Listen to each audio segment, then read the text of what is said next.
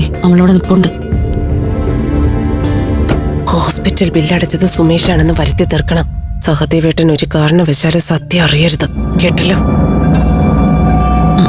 Anti നമുക്ക് പോവാം. പതുക്കെ പതുക്കെ.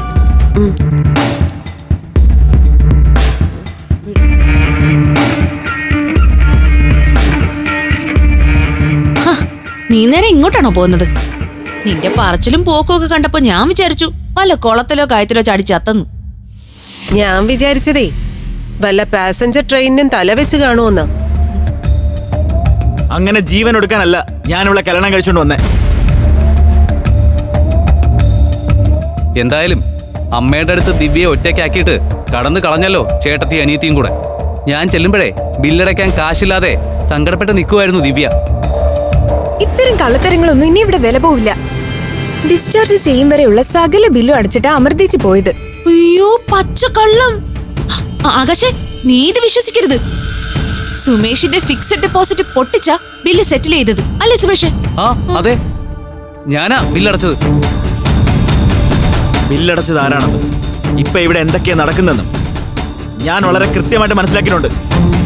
അതുകൊണ്ട് 3 പേരും കൂടി പ്ലാൻ ചെയ്ത് കള്ളൊന്നും പറയണ്ട. ബില്ലടച്ചെങ്കിൽ തന്നെ അതെന്നെ കൊല്ലാൻ നോക്കി എന്റെ പ്രായശ്ചിത്തമായിട്ട് കൂട്ടിയാ മതി. ആന്റി ഒരു പരാതി എഴുതി കൊടുത്താ അകത്ത് പോവുള്ളു. എന്നാ പിന്നെ നമുക്ക് അത് തന്നെ ഒന്ന് കാണാം. അമ്മ ധൈര്യം ഉണ്ടെങ്കിൽ പോയി പരാതി കൊടുക്ക്. എന്താ ആന്റിയെ വെല്ലുവിളിക്കാണോ നീ? വെല്ലുവിളിയായിട്ട് തന്നെ കൂട്ടിക്കോ.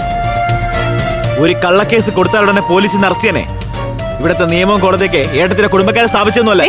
എന്റെ കുടുംബക്കാരെ പറഞ്ഞാലുണ്ടല്ലോ. ഓ സോറി, അങ്ങനെ കൊള്ളാവുന്ന ഒരു കുടുംബവും കുടുംബക്കാരൊന്നും ഇല്ലാന്നുള്ള കാര്യം ഞാൻ ഓർത്തില്ല. സുമേഷേ, എന്നെ ചീത്ത പറയുന്ന കേട്ട് നിൽക്കാണോ? നിങ്ങൾ എന്ത് ഭർത്താവാ? ദേ, എന്റെ ഭാര്യ എന്തെങ്കിലും പറഞ്ഞല്ലേ അടിച്ചിന്റെ കർണം പോയിട്ട് ഞാൻ.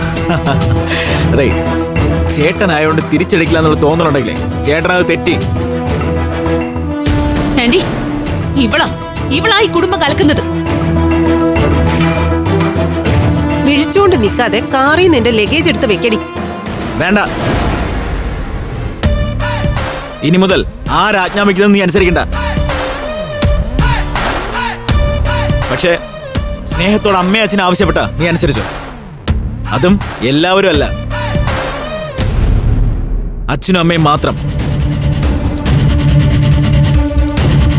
വാ.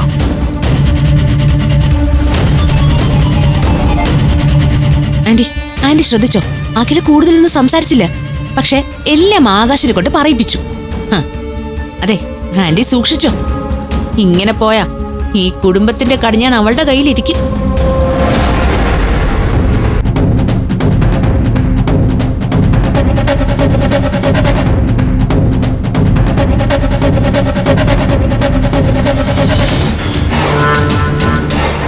അംബിക ആശുപത്രിയിൽ നിന്ന് വന്ന സ്ഥിതിക്ക് നമുക്കൊന്ന് പോയി കാണണ്ടേ മഹേന്ദ്ര?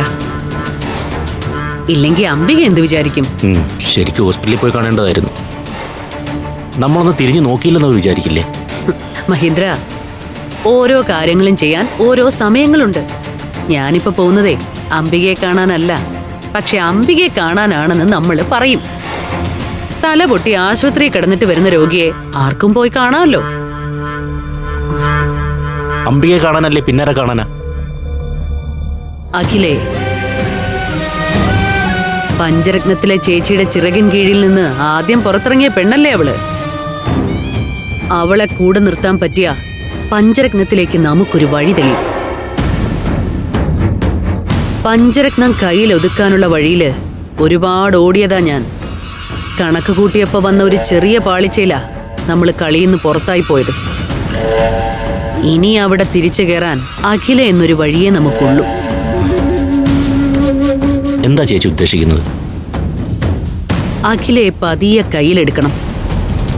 പഞ്ചരത്നത്തിലുള്ളവരെ അവള് ശത്രുവായിട്ട് കാണണം. പിന്നെ അവളെ ഉപയോഗിച്ച് നമ്മൾ കളി തുടങ്ങുന്നു. പതിയെ പതിയെ പഞ്ചരത്നത്തിന്റെ അടിവേര് മാന്തും നമ്മള്. പക്ഷേ അഖിലെ നമ്മൾ എങ്ങനെ കയ്യിലെടുക്കും? പ്രത്യേകിച്ച് ദിവ്യപ്രഭയും അവളും തമ്മിൽ ശത്രുക്കളായ സ്ഥിതിക്ക്. ദിവ്യപ്രഭ നമ്മുടെ പക്ഷത്താണെന്ന് അഖിലേക്ക് അറിയാമല്ലോ. അതിനൊക്കെ വഴിയുണ്ട് മഹേന്ദ്ര. ആദ്യം ഞാൻ അവളെ ഒന്ന് കാണട്ടെ. കൂട്ടത്തിൽ ഏറ്റവും പാവം അഖില. എന്റെ കൂടെ നിൽക്കാൻ ഏറ്റവും പറ്റിയ ആള്. അവളെ കൈ കിട്ടിയ അതുവഴി പഞ്ചരത്നത്തിൽ കയറിക്കൂടാം. അതിനെന്തു വഴി ഉപയോഗിക്കും ഞാൻ.